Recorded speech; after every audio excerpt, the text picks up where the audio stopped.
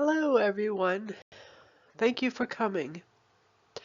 This presentation is a showcase and celebration of the life and good times of John Emmet Graham.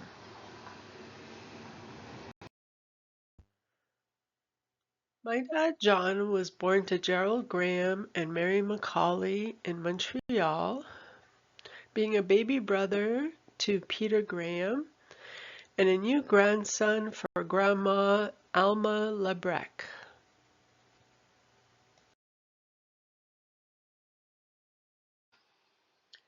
John lived and grew up on the plateau, and he sure did become a fine-looking beau.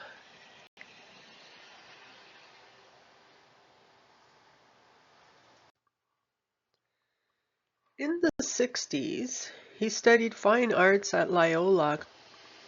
He learned about peace and love, and he met a new sweetheart.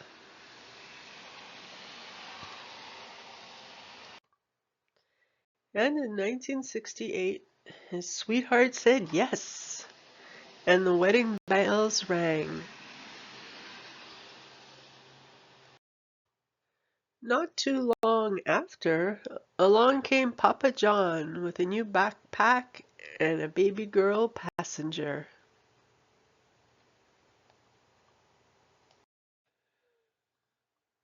The 1970s brought hippie styles and Harley motorcycle rides.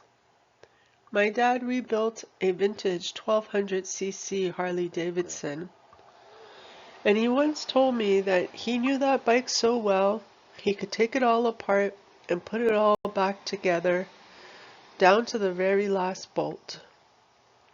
One of my greatest childhood thrills was being the passenger on that bike for road trips. As the 70s faded into the 80s, there was a haircut, lots of artwork and painting, and the grand opening of my dad's disco cafe. One of my best birthday parties ever was at the disco cafe, where we all danced to Saturday Night Fever and the Grease albums the whole night.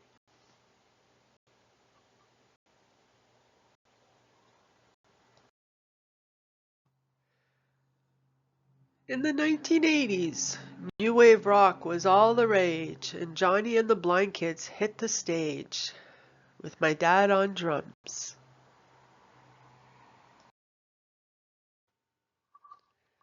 And in due time, there was also Heart Crime. That's my dad, second from the left, wearing the stylin' headband.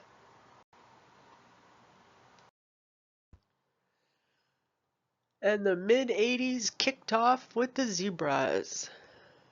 These bands, the Zebras, as well as the Blind Kids, wrote and played all of their own original music.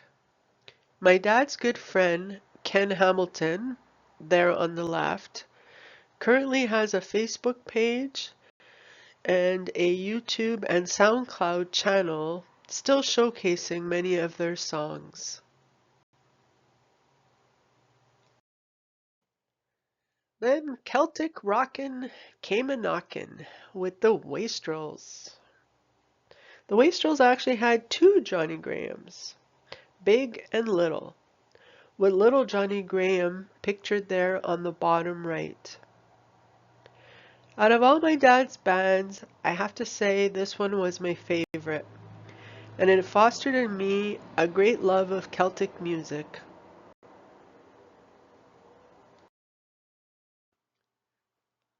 And for the brand new millennium, there's a bit of contrast for this requiem. My dad was a vampire and also a père joyeux.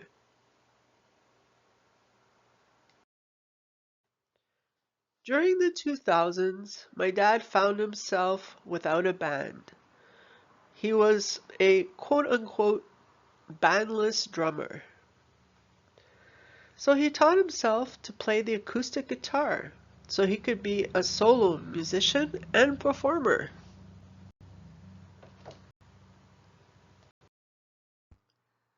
In the 1990s, my dad John became proud Grandpa John with the arrival of my son Macaulay John. Grandpa John, the master chef. My dad was a wonderful cook, and he would come over every Christmas and do all the cooking for us to have a great holiday supper. When we moved out west for a few years, he would take over the kitchen at the local resto bar, the Scala, and bake 3 turkeys with all the trimmings for everyone to have a great Christmas dinner.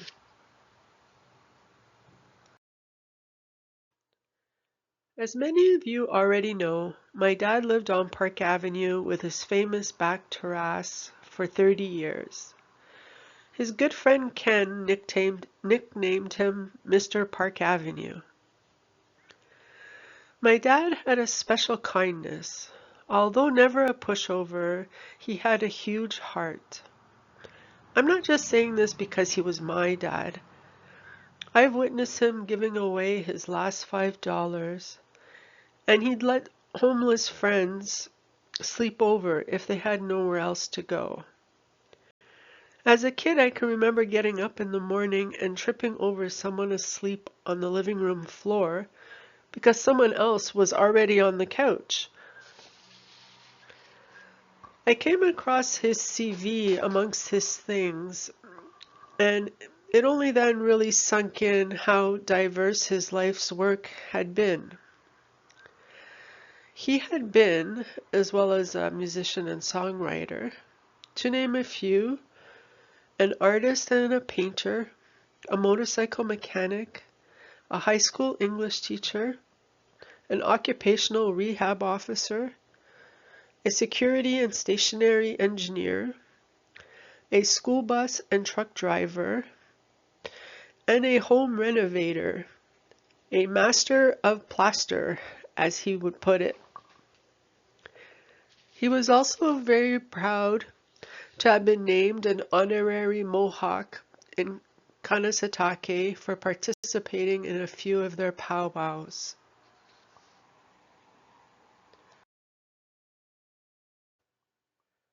My dad finally decided to move out of the city to the town of Lachute in the southern Laurentians for his retirement days. He then had some major health issues culminating with 3 bypass surgeries and finally leading up to the amputation of his left leg at the knee. At the age of 70, through his grit and tenacity, he learned how to walk again with a prosthesis and to even drive his car again. Through it all, he rarely complained and he kept his cheery demeanor. He even kept his second-floor apartment with no elevator, learning to climb up and down those stairs. He lived there until the very end, forever remaining his independent self. My dad instilled in me how to be self-reliant and true to yourself, to appreciate and be grateful for all the beauty in the world and for all that we have. He lived his life to the beat of his own drum, pardon the pun, with a well-balanced mixture of bohemian and pragmatic virtues and values. To my dad, I say, ni oubli, our Graham family motto, as well as our love is eternal.